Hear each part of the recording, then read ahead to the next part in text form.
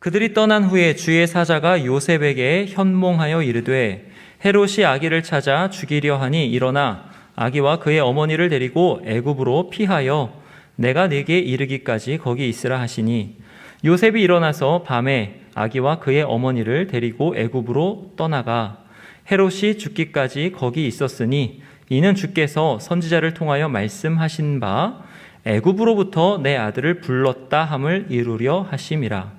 이에 헤롯이 박사들에게 속은 줄 알고 심히 노하여 사람을 보내어 베들레헴과 그 모든 지경 안에 있는 산의 아이를 박사들에게 자세히 알아본 그때를 기준하여 2살부터 그 아래로 다 죽이니 이에 선지자 예레미야를 통하여 말씀하신 바 라마에서 슬퍼하며 크게 통곡하는 소리가 들리니 라헬이 그 자식을 위하여 애곡하는 것이라.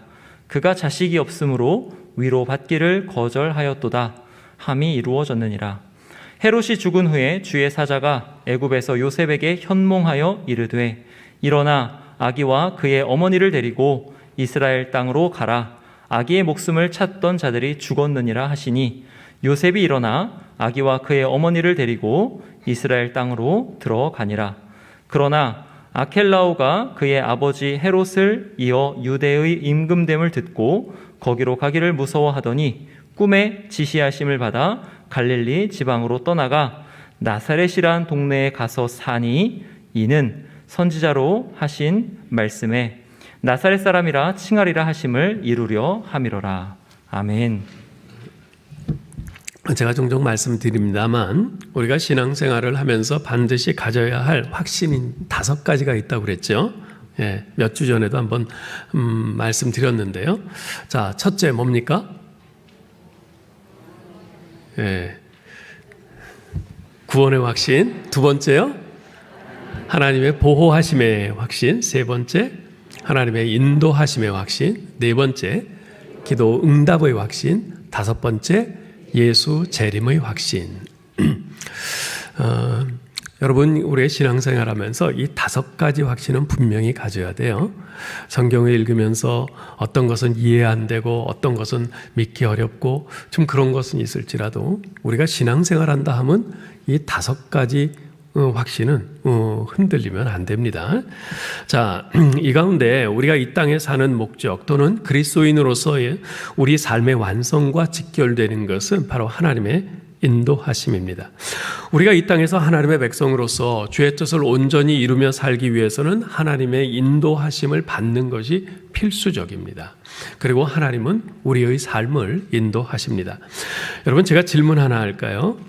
여러분, 하나님께서 올 한 해 동안 여러분의 삶을 여기까지 인도하셨다고 믿으십니까? 네, 우리가 다 믿죠. 아멘이라고 대답해야지 어쩌겠어요. 그죠?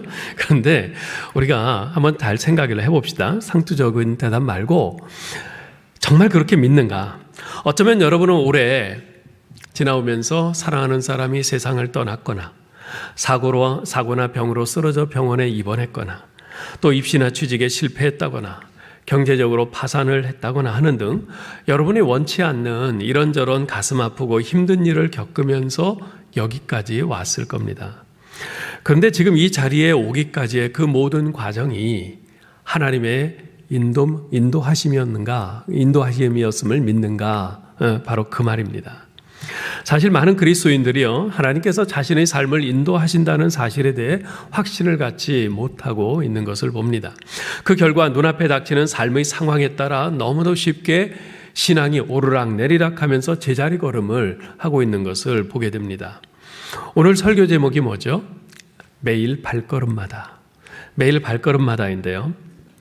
바라기는 오늘 말씀을 통해서 2년째 계속되는 이 코로나 상황 속에서 어찌어찌 겨우 버티며 살아온 것 같은 이 한 해가 하나님의 인도하심이었구나.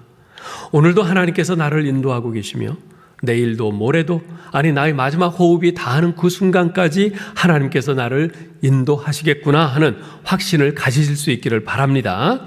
여러분, 오늘 본문의 내용은요, 아기 예수님 가족의 피난 스토리입니다. 이 이야기는 우리에게 우리 삶을 인도하시는 하나님의 손길에 대해서 말씀을 해주고 있습니다. 우리가 먼저 생각해 볼 것은요, 헤롯을 두려워하는 것처럼 보이는 우리 하나님이에요. 오늘 본문 말씀을 언뜻 보면 마치 하나님께서 헤롯을 두려워하시는 것처럼 보이는 그런 인상을 받아요. 13절을 보면 요셉의 꿈에 하나님께서 나타나셔서 헤롯이 아기를 찾아 죽이려 하니 아기 예수와 마리아를 데리고 애굽으로 피하라 말씀을 하세요. 15절에 헤롯이 죽기까지 예수님의 가족은 애굽에서 사셨어요. 19절 20절을 보면 헤롯이 죽은 후에 주의 사자가 요셉의 꿈에 나타나 헤롯이 죽었으니 아기 예수와 마리아를 데리고 이스라엘 땅으로 돌아가라 말씀하세요. 헤롯이 죽었으니 이제 돌아가라 그러시는 거죠. 22절에 보니까 이스라엘 땅으로 돌아온 그 요셉 가족이 헤롯의 아들 아켈라오가 유대의 임금이 되었다는 소식을 듣고 베들레헴이 있는 유대 땅으로 가기를 무서워하자 하나님께서 다시 꿈에 나타나세요. 그러면서 뭐라고 하세요? 북쪽 갈릴리로 멀리 갈릴리로 가라 이렇게 말씀하세요. 어떠세요? 이사야의 말씀을 보면 하나님께서 헤롯에게 쩔쩔매시는 것 같지 않습니까? 물론 헤롯은 자기 아내와 자식들까지도 죽일 정도로 아주 굉장히 포악한 왕이었고 요새 말로 하면 완전 사이코패스였어요. 이런 사람은 피하는 게 상책이죠. 게다가 왕으로서 막강한 권력을 가지고 있는 사람 아닙니까? 그야말로 미친 사람이 한 손엔 총을 한 손엔 칼을 들고 있는 이런 형국이에요. 그런 사람이 지금 아기 예수를 죽이려고 하는 거란 말이에요. 그러나 아무리 헤롯이 두려운 존재라 해도 하나님께는 아닙니다. 헤롯이 아기 예수를 죽이려고 광분해서 날뛴다 해도 하나님께서 shut up! 입 다물어! 한마디 하시면 끝나는 겁니다. 그렇지 않습니까? 하나님은 모든 만물을 없다가도 있게 하시고 있다가도 없게 하시는 창조주여 절대 주권자이신데 그러한 헤롯의 계획과 시도를 박살내는 것은 일도 아닙니다. 헤롯이 자신의 모든 군사들, 심지어 당시 세계 최강의 군대인 로마의 전 군대를 동원한다 해도 하나님께서는 눈썹 하나 까딱하지 않으실 겁니다. 그럼에도 불구하고 하나님께서는 아기 예수님과 그의 가족을 애굽으로 야반 도주케 하세요. 아니 메시아로 오신 분이 야반 도주하시다니, 그것도 이방 나라인 애굽으로. 정말 메시아로서의 체면이 왕창 구겨지는 일 아닐 수 없습니다.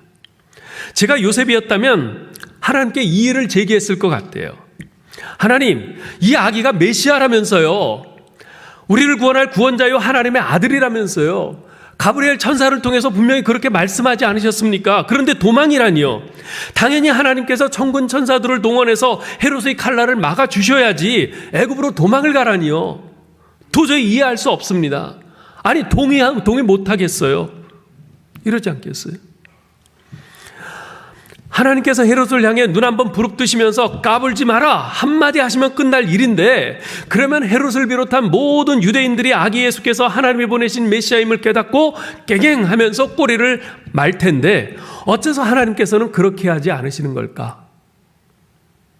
왜 멀리 애굽까지 야반 도주하게 하시고 거기서 한동안 머물게 하시고 그 다음에 또 몰래 저 멀리 북쪽 갈릴리까지 가게 하시는 걸까? 정말 잘 이해가 되지 않는 대목입니다. 지난 2004년 12월 26일 인도네시아 수마트라 섬 반다아체 부근 해상에서 쓰나미로 일컬어지는 큰 지진 해일이 일어났죠.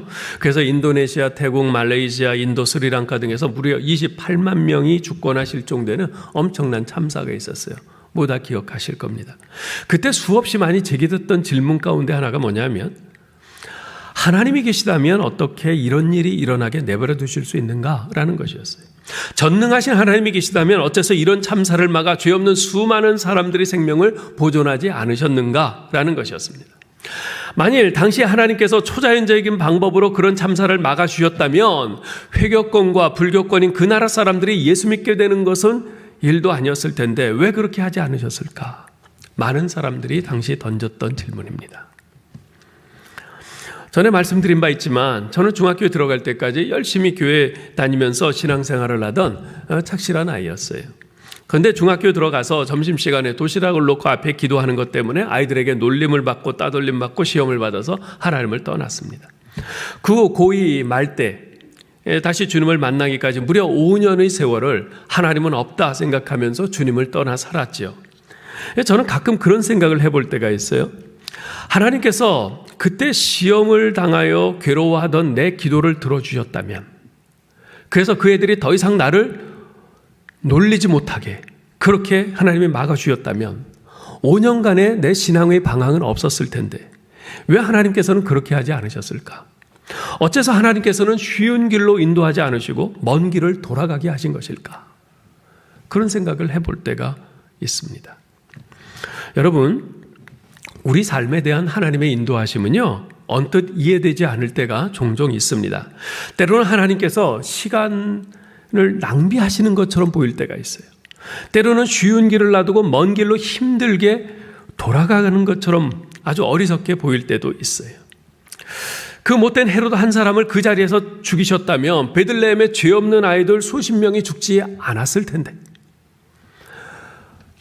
그 김일성을 6.25 전쟁 나기 전에 죽이셨다면 6.25 동란이라는 비극이 일어나지도 않았을 것이고, 그랬다면 수백만 명의 목숨이 전장에서 쓰러져 가지도 않았을 것이고, 더 많은 이상 가족이 생기지도 않았고, 오늘날 우리나라가 훨씬 더 잘 되지 않았을까? 이런 생각에 하나님의 그 행하심이, 또 인도하심이 불합리하게 생각될 때도 있단 말이죠. 그래서 우리는 자주 하나님이 정말 나를 사랑하시나 하는 의문을 제기하기도 하고요, 하나님께서 정말 내 길을 인도하실까 하는 회의에 빠지기도 합니다. 도대체 우리는 이렇듯 이해되지 않는 하나님의 인도하심을 어떻게 받아들여야 할까요? 우리가 두 번째로 생각할 것은 바로 하나님께서는 말씀하신 대로 이루시는 하나님이시다라는 것입니다. 오늘 본문은요, 예수님에게 일어난 모든 일들, 즉 아기 예수님이 애굽으로 피신하신 것, 헤롯이 아기 예수를 죽이려고 베들레헴 부근의 아기들을 학살한 것, 그리고 예수님이 나사렛에서 나신 것, 이 모든 것이 구약 성경의 예언이 성취된 것이라고 말씀하고 있습니다. 앞에서도 예수님의 동정녀 마리아를 통해 탄생하신 것과 그 탄생 장소가 베들레헴인 것을 선지자들의 예언이 성취된 것이라고 그렇게 소개를 하고 있죠. 이 말씀들이 의미하는 바가 무엇입니까? 하나님께서 아기 예수를 애굽으로 피난시키신 이유는 헤롯이 무서워서가 아니라는 것입니다. 하나님께서 쓸데없이 시간을 낭비하시는 것이 아니라는 겁니다. 어쩌다 보니까 상황이 그렇게 되어서 즉흥적으로 결정하신 것이 아니라는 말입니다. 오래전 하나님께서 계획하신 대로, 선지자들을 통해서 말씀하신 대로, 그 말씀하신 바에 따라서 하나씩 성취해 가고 계시다는 것입니다. God guides, but Satan rushes 란 말이 있어요. 하나님은 우리를 인도하시지만 사탄은 우리를 몰아붙인다 그런 말이에요. 하나님은 우리를 인도하시지만 사탄은 우리를 몰아붙인다. 여러분, 하나님은요, 상황에 몰려서 우리를 몰아붙이시는 폭군이 아니십니다. 하나님은 그렇게 일하지 않으세요. 몰아붙이는 것은 사탄이에요. 우리 하나님의 인도하심은 충동적이 아니라 오랫동안 계획된 것이에요. 그 계획에 따라서 차근차근 행하시는 것이죠. 다윗은 시편 23편 1절 2절에서 이렇게 고백합니다. 여호와는 나의 목자시니 내가 부족함이 없으리로다. 그가 나를 푸른 초장에 누이시며 쉴만한 물가로 인도하시는도다. 주님은 우리 인생에 무엇이 가장 좋은지 아시고 우리 삶을 풍성하게 할 수 있는 길로 인도하십니다. 욥기 23편 10절에서 이렇게 고백을 합니다. 나의 가는 길을 오직 그가 아시나니 그가 나를 단련하신 후에는 내가 정금같이 나오리라.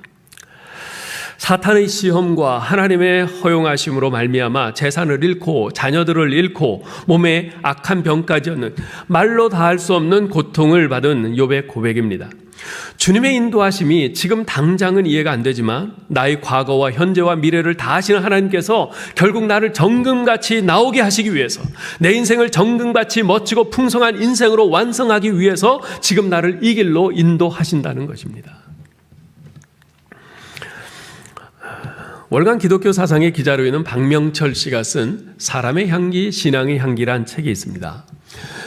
그 책에서 한 여인의 아주 눈물 어린 간증의 글을 본 적이 있는데요. 그분은 어려서부터 신앙을 가진 분인데 어떻게 하다가 지독한 불신 가정에 시집을 왔어요.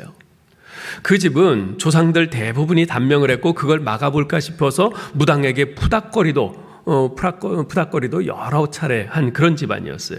근데 시집 온 첫날 시부모들은 그녀가 들고 온 성경책을 발견하고는 아니 이게 누구 집안 망칠 일 있어? 누구 집안 망치려고 왔어? 그러면서 그렇게 소중히 여기던 성경책을 뺏어서 갈갈이 찢어 불태워버렸어요.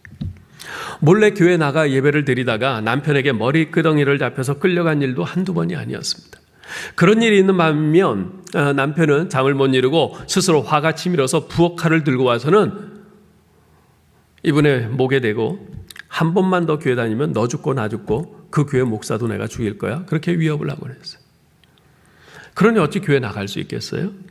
주일이면 교회 나가 싶어서 가슴이 미어지지만 그저 눈물로 집에서 간절히 기도만 할 뿐이죠. 그러는 가운데 세월이 흐르면서 얼음 같던 남편 마음이 서서히 바뀌기 시작했어요. 알코올 중독자이던 남편이 아내의 교회 출석을 용납하기 시작한 겁니다. 시간이 더 흐르면서 남편은 그녀가 피곤해서 새벽에 늦잠이라도 잘라치면은 교회 안 가? 그러면서 깨워서 보내기도 했어요. 그러던 중에 시아버지는 중풍으로 세상을 뜨면서 예수님을 구주로 영접했고요. 시어머니 또한 교회 출석에 열심을 내기 시작했습니다. 남편도 세상을 떠나기 전에 예수님을 영접했고요. 그리고 남편의 장례식에 참석한 친척들이 이 집안 사람들의 그 변화된 모습을 보면서 예수 믿겠다고 그렇게 개종을 하기도 했어요. 시집 온 지 30년의 세월을 보내면서 그동안의 그 캄캄했던 그 세월에 대해서 그분은 감사한다고 말합니다. 물론 다시 또 그렇게 살려면 망설여지지만 아무나 누릴 수 없는 그런 감사의 세월이었음을 부인할 수 없다고 말합니다. 그러면서 그 이유를 이렇게 말해요. 왜냐하면 주 예수를 믿으라 그리하면 너와 네 집이 구원을 얻으리라 하는 그 말씀, 자기가 이 말씀 붙들고 살아왔고 이 말씀이 이루어지기를 기도해왔고 때로는 이 말씀이 이루어질까 너무나 큰 핍박 속에서 의심하기도 했는데 결국 그 말씀이 그대로 이루어지는 것을 확인한 세월이었기 때문에 감사한 세월이었습니다 라고 고백하는 거죠. 사랑하는 성도 여러분, 우리 주님께서는 말씀하신 대로 그대로 이루시는 하나님이신 줄 믿습니다. 비록 현재 내 삶에 일어나는 일들의 의미를 우리가 다 이해하지는 못합니다. 그렇지만 지금 내 삶에 대한 하나님의 인도하심, 우리가 그것을 다 깨닫지는 못하지만 주님께서 우리에게 약속하신 대로 최선의 길로 우리를 인도하고 계신 것입니다. 그래서 예레미야서 29장 11절로 13절에서 우리 하나님께서 이렇게 말씀하시죠. 나 여호와가 말하노라 너희를 향한 나의 생각은 내가 하나니 재앙이 아니라고 평안이요 너희 장래에 소망을 주려 하는 생각이라. 너희는 내게 부르짖으며 와서 내게 기도하면 내가 너희를 들을 것이요 너희가 전심으로 나를 찾고 찾으면 나를 만나리라. 바벨론의 포로로 끌려간 그 백성들을 위해서 하신 말씀입니다. 거짓이 없으신 우리 하나님의 약속이에요. 이 약속대로 하나님 여호와께서 지금 여러분의 삶을 평안으로 소망으로 인도하실 것을 믿으시기 바랍니다. 여러분, 우리가 또 하나님의 인도하심에 대해서 오늘 본문에서 생각할 것이 있는데요. 그것은 한 번에 한 걸음씩 인도하시는 하나님입니다. 오늘 말씀을 가만 들여다보면 하나님의 인도하심의 독특한 특징을 발견할 수 있습니다. 13절에서 하나님께서는 헤롯이 아기를 찾아 죽이려 하니 아기 예수와 마리아를 데리고 애굽으로 피하여 내가 네게 이르기까지 거기 있으라 말씀하셨어요. 정확히 몇 년 동안 거기 있어라, 몇 달 동안 거기 있어라, 몇 년 몇 월까지 거기 있어라 이렇게 말씀해 주시면 덜 답답할 텐데 그렇게 하지 않으셨어요. 그냥 내가 네게 이르기까지 거기 있어라. 19절 20절에 보니까 헤롯이 죽은 후에 주의 사자가 요셉의 꿈에 나타나서 헤롯이 죽었으니 아기 예수와 마리아를 데리고 이스라엘 땅으로 돌아가라 말씀하시죠. 그런데 이번에도 이스라엘 땅 어디로 가라고 구체적으로 지적해 주지는 않으세요. 여러분, 아브라함이 그의 본래 고향인 갈대아 우르를 떠날 때도 그랬잖아요. 하나님께서 말씀하시기를 그의 꿈에 나타나서 너희 본토 친척 아비집을 떠나 내가 내게 지시할 땅으로 가라 그러셨죠. 정확히 가나안 땅으로 가라. 만약 그러셨다면 그 아브라함은 곧장 가나안 땅으로 갔을지도 모르겠어요. 그런데 그냥 내가 내게 지시할 땅으로 가라.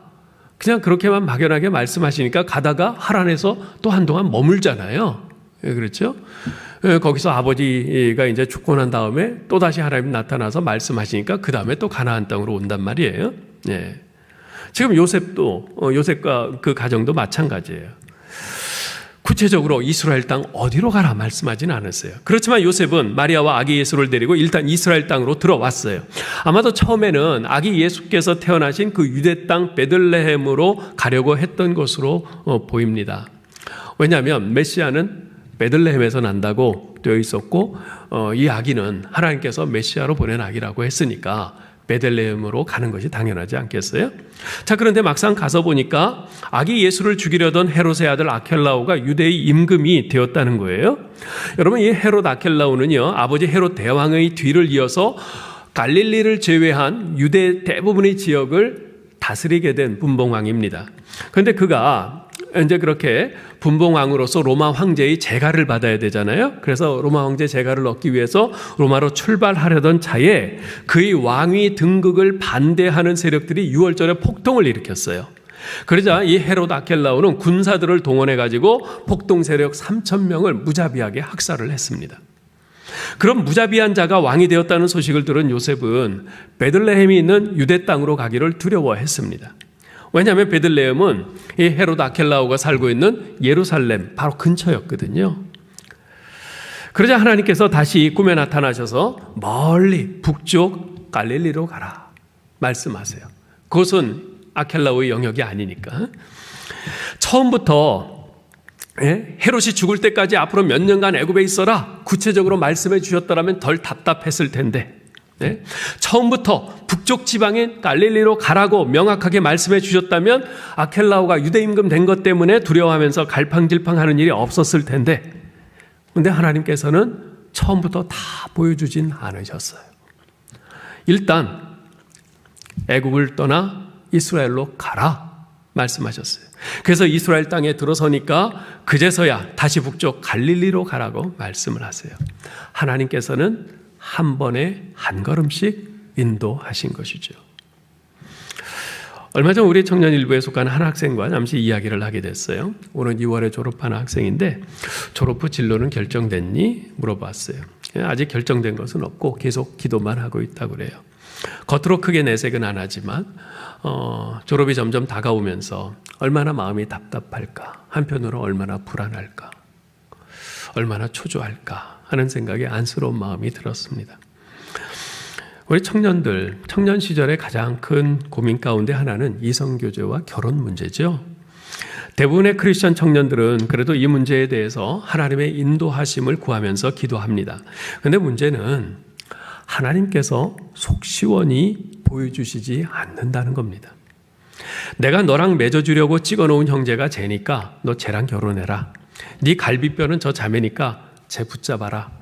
이렇게 속 시원히 말씀해 주시면 좋을 텐데, 그러면 뭐 시간 낭비, 심력 소모 없을 거 아니에요? 편하게 그렇게 탁탁 그렇게 인도함 받아서 다음 길로 나가면 될 텐데, 하나님께서 그렇게 하지 않으신다는 것에 우리 고민이 있습니다.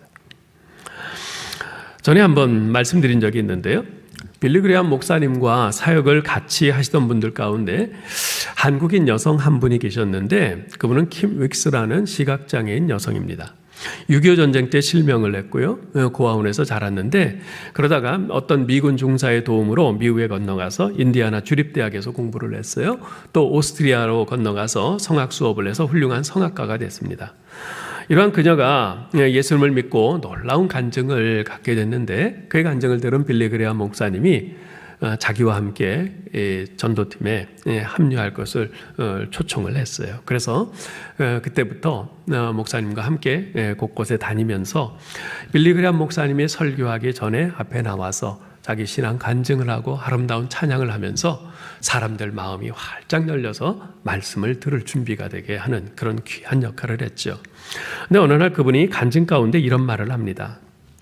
사람들이 시각장애인인 나를 인도할 때 저와 100m 전방에 뭐가 있다 이렇게 말하지 않습니다.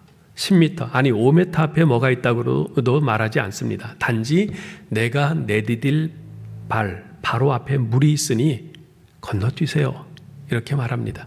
내 발 바로 앞에 층계가 있으니 발을 올려놓으세요 말을 합니다. 나를 인도하는 분을 내가 믿고 한 걸음씩 걸음을 옮기기만 하면 나를 인도하는 분이 성실할 때 나는 내가 가고자 하는 목적지에 반드시 도착합니다. 하나님이 우리를 인도하시는 방법도 이와 꼭 같습니다. 그러면서 이런 말을 해요. 저는 10년 후를 알지 못합니다. 20년 후도 알지 못합니다. 또 알고자 하지도 않습니다.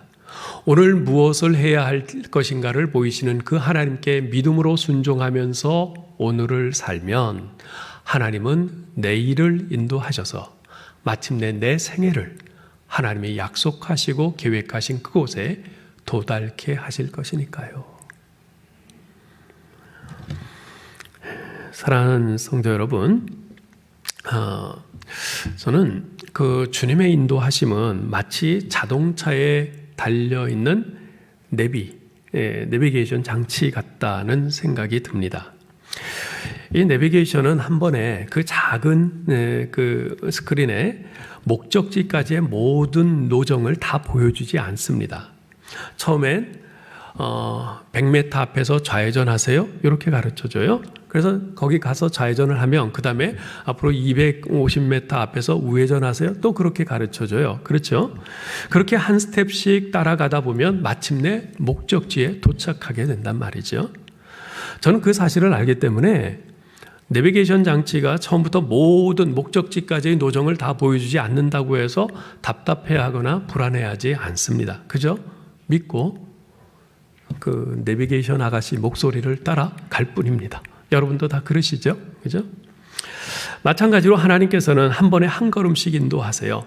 결코 하나님은 당신께서 인도하시는 과정 전체를 한꺼번에 다 보여주시지 않습니다. 보여주신다 한들 우리가 감당하겠어요? 다만 하나님께서 우리에게 이렇게 말씀하십니다. 불안해하지 말고 답답해하지 말고 그저 내가 보여주는 대로 나를 믿고 따라오너라. 우리는 이 말씀대로 그냥 하나님 믿고 하나님께서 오늘 나에게 말씀으로 보여주시고 내게 가르쳐 주시는 대로 한 걸음씩 순종하며 따라가면 됩니다. 그렇게 가다 보면 하나님께서는 우리가 생각한 것 이상으로 가장 완성된 우리의 목적지까지 우리를 인도해 가실 것입니다.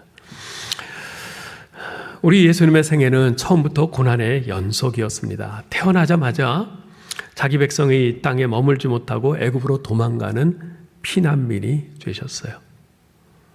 가장 나이 어린 피난민이 아니셨을까 싶어요. 그 후에는 사람들이 멸시하는 나사렛 사람으로 소년 시절과 청년 시절을 보내셨습니다. 그러나 그러한 주님의 생애는 철저히 하나님이 인도하시는 생애였습니다. 태어나자마자 애굽으로 피난 가시게 된 것도 하나님의 인도하심이었고 애굽에서 다시 이스라엘 땅으로 돌아온 것도 그리고 다시 북쪽 갈릴리 지방의 나사렛 동네에 가서 사시게 된 것도 모두 하나님의 구체적인 인도하심의 결과였습니다. 비록 하나님의 인도하심의 과정 전부를 다 알지는 못했지만 그때그때 보여주시는 그 인도하심을 따라 애굽으로, 이스라엘로, 갈릴리로, 예루살렘으로, 십자가로 한 걸음씩 따라가셨을 때 결국 부활의 영광에 이르게 되셨던 것이죠. 근데 여기서 한 가지 중요한 것이 있습니다. 예수님께서 전혀 불안해하지 않고 그렇게 한 걸음씩 하나님의 인도하심을 따라갈 수 있었던 이유는 그분이 늘 기도하시는 분이었기 때문이라는 사실입니다. 예수님께서는 하나님을 철저히 신뢰하셨습니다. 하나님께서 자기 인생을 인도하신다는 것을 온전히 믿으셨어요. 그 믿음과 신뢰를 가지고 늘 기도하며 하나님의 인도하심을 구하셨습니다. 여러분, 복음서를 읽다 보면 우리 예수님께서 하루 일과 중에 가장 먼저 하신 일이 뭔지 기록되어 있는 거 아시죠? 새벽 미명에 아직 해 뜨기 전에 우리 주님께서는 한적한 곳에 나가셔서 하나님 앞에 기도하셨어요. 기도하시면서 뭐 하셨겠어요? 그날 하루의 인도하심을 받으셨겠죠. 하나님의 지시를 구체적으로 받으셨을 겁니다. 그리고 그렇게 하나님께서 보여주시는 대로 한 걸음씩 순종의 발걸음을 옮기셨죠.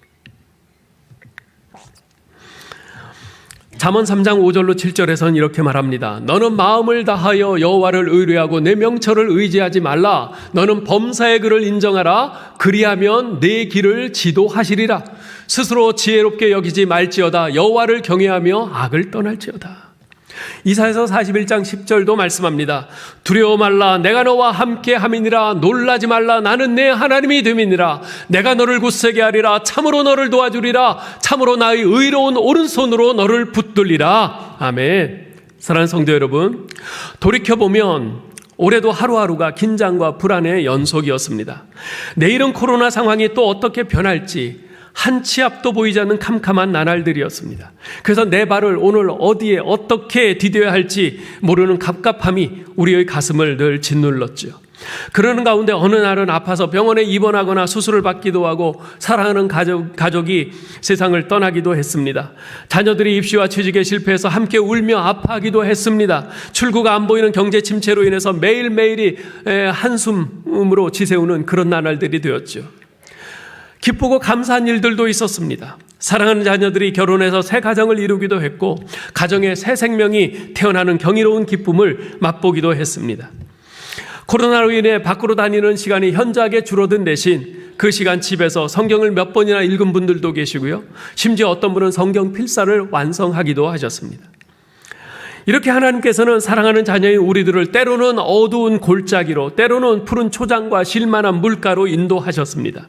매일 발걸음마다 우리를 인도하여 2021년 마지막 주일까지 오게 하셨습니다. 이런 주님의 인도하심은 내일도 모레도 새해도 변함없이 계속될 것입니다. 이러한 주님의 인도하심의 결과 마침내 우리는 우리 주님 계시는 저 천국에 도달하게 될 줄 믿습니다. 미국의 유명한 찬양 사역자인 존 피터스는 이러한 하나님의 인도하심을 예수 인도하셨네라는 곡으로 작사 작곡하여 고백했습니다. 예전에 한번 우리가 부른 적이 있는데 오늘 말씀을 생각하면서 다시 한번 우리 믿음의 고백을 담아서 부르겠습니다.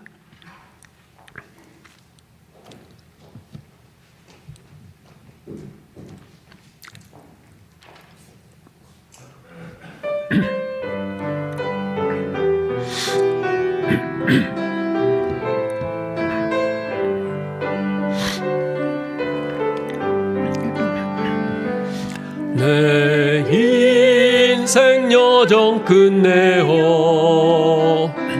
강 건너 언덕 이를 때 하늘 문양에 말하리 예수 인도하셨네. 매일 발걸음마다 예수 인도하시네. 나의 무거운 죄 짐을 모두 벗고 하는 말 예수 인도하셨네. 이 가시밭길 인생을 나 허덕이며 갈 때에 시험과 환난 많으나 예수 인도하시네. 매일 발걸음마다 예수 인도하시네. 나의 무거운 죄 짐을 모두 벗고 하는 말 예수 인도하셨네. 우리 손 들고 부르겠습니다. 내 밟은 발걸음마다 주 예수 보살피시사